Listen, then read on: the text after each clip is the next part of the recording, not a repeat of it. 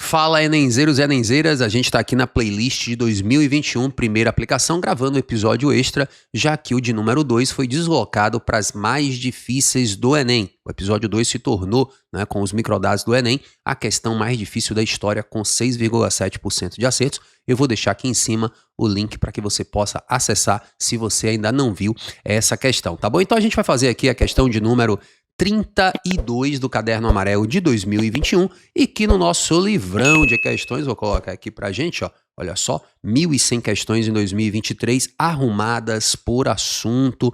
Você que quer estudar, por exemplo, esse tema de agora que vão ser as representações do feminino, estão todas lá as questões que vão comentar esse tema, tá? Então é a questão de número 1019 no nosso caderno e está na página 371, isso mesmo, página 371, o livro tem 404 páginas, então olha só, é um texto de Assis M., um clássico da literatura brasileira, Machado de Assis, seus 30 melhores contos. Também botei aqui pra gente ver, o conto Singular Ocorrência, extraído aqui desse também tijolinho, que é a edição da Aguilar com os melhores contos, não, com todos os contos de Machado de Assis. Essa edição da Aguilar, de onde foi tirado o Singular Ocorrência, são os 30 melhores contos, uma versão mais introdutória, tá bom? Então a gente já sabe que é alguma coisa sobre Machado, a gente já sabe também o gênero textual, que é o conto, uma narrativa breve, aqui na edição tem cerca de 5, 6 páginas, e aí a gente vai ver agora o que é que traz o comando da questão, tá? Se eu fosse aqui falar do conto, fosse uma aula,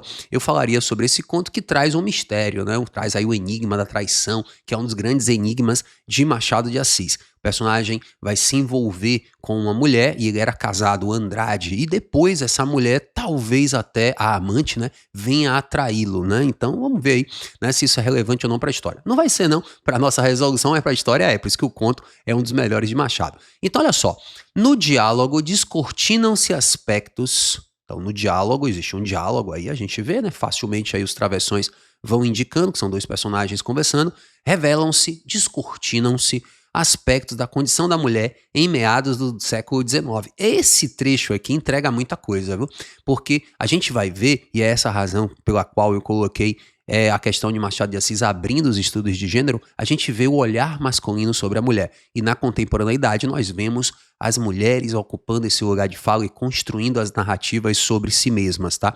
Então o ponto de vista dos personagens manifesta conceitos segundo os quais a mulher... Então vamos ler para ver o que é que esse ponto de vista masculino traz aí sobre a mulher, né? Então a singular ocorrência é uma ocorrência bastante peculiar, né? Uma coisa bem curiosa que aconteceu. E aí começa um personagem, né? Que é um personagem mais velho, que tá com o mais jovem, quando eles veem entrar numa igreja uma mulher. Então olha o que o mais velho diz. Há ocorrências bem singulares nesta vida, né? Tá vendo aquela senhora ali, aquela dama que vai entrando na igreja da cruz? Parou agora no adro, gente, aquele pátio que fica em volta da igreja, tá? Parou agora no adro pra dar uma esmola. Ah, que tá de preto? Justamente, ela vai entrando, entrou. Ah, não põe mais a carta, meu amigo. Se olhar seu, tá dizendo que a dama é uma recordação de outro tempo e não há de ser de muito tempo, a julgar pelo corpo. É uma moça de qualidade. Deve ter de trusta, significa isso, que tem uma beleza, que tem uma qualidade. Então, deve ter 46 anos, diz o mais velho. Ah, conservada. Vamos lá, deixe de olhar pro chão e conte-me tudo. Está viúva naturalmente, né? Já que tá usando preto, hábito de antigamente, devia ser viúva. Está viúva naturalmente? Não, não, diz o mais velho. Bem, o marido ainda vive? É velho? Pergunta ao mais jovem. Não é casada. Ah, solteira? Ah, assim, diz o mais velho. Deve se chamar hoje Dona Maria de Tal. Em 1860, florescia com o nome familiar de Marocas.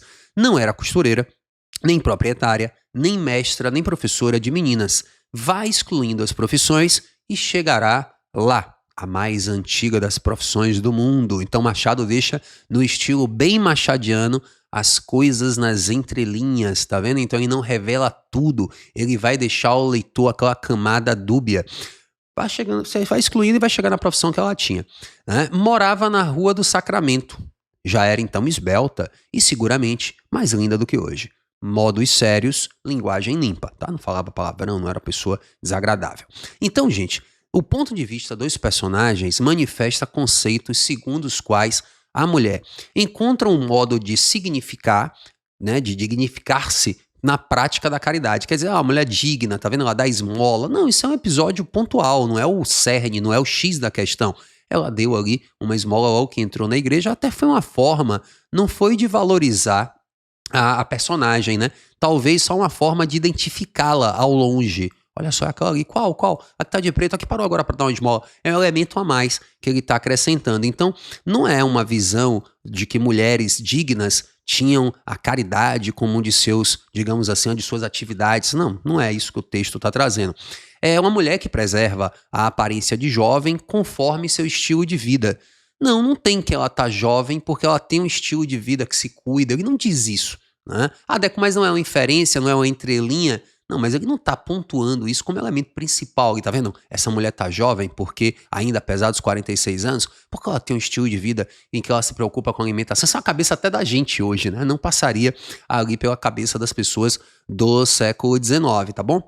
Então, o olhar dos homens ali, dos personagens. Ah, professor, mas quem garante que são dois homens? A maneira, né, como a narrativa está construída, a gente vê que parece uma anedota erótica do passado, em que o personagem mais velho vai contar um caso. Tá vendo aquela mulher ali? Bonita, né?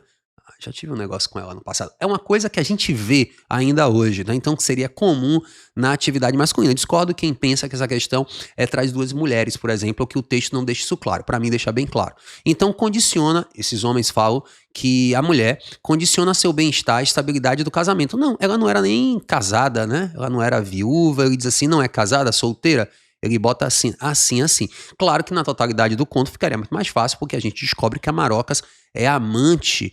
Foi amante, na verdade, de um amigo do narrador principal aí. O narrador, que é o mais velho, teve um amigo, né, que já faleceu, chamado Andrade, e esse Andrade foi amante da Marocas, já que ele era casado. Então, Andrade e Marocas tiveram essa relação e o amigo vai contar elementos curiosos dessa relação do Andrade com a Marocas. Por isso que ele não identifica bem, né, se ela tá vendo aqui? É casada, é viúva, solteira, ele diz assim. Né? Porque apesar de não ser casada com o Andrade, quando da morte do Andrade, a Marocas vai envergar luto, vai usar luto, né, o preto, como sinônimo aí do seu luto pela perda do homem com quem ela tinha a relação. Então, ela não condiciona seu bem-estar, os homens não condicionam o bem-estar da mulher, a estabilidade do casamento. Tá vendo? A mulher casada, não tem isso aí no texto. A mulher tem sua identidade e seu lugar referendados pelo homem, ou pelos homens aí, né? Então ela tem seu lugar referendado, o que é isso? Ela tem seu lugar e colocado pelos homens. Os homens é que estão narrando essa história da Marocas, vão colocando a condição social dela, vão construir imagens sobre a Marocas. Inclusive, isso é muito comum no Machado de Assis, se a gente pensar no Dom Casmurro, em que a Capitu também não tem esse direito de construir a própria imagem. A gente vê a imagem da Capitu a partir do olhar do narrador, que é um homem, que é o Bento Santiago, Bentinho, tá? Então tem a mesma estratégia, podemos dizer assim, de construir a mulher a partir do referencial masculino. Por isso que o Enem se interessa por essa questão nesse viés. O Enem não tá cobrando, tá vendo, realismo, não tá cobrando Machado de Assis. Eu nem vou colocar essa questão necessariamente numa playlist de escolas literárias. Aí, mas por que não é a letra E? Renuncia à sua participação no mercado de trabalho. Não, porque de certa maneira, né?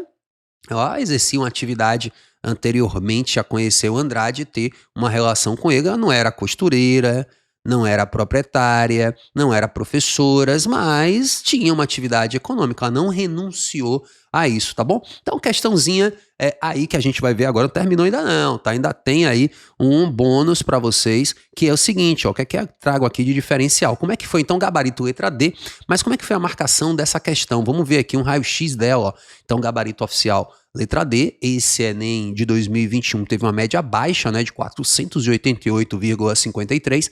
Essa questão foi, como vocês viram aí, com 37,2. Eu cheguei aqui a arredondar, né, coloquei aqui para vocês 38%, 37,2.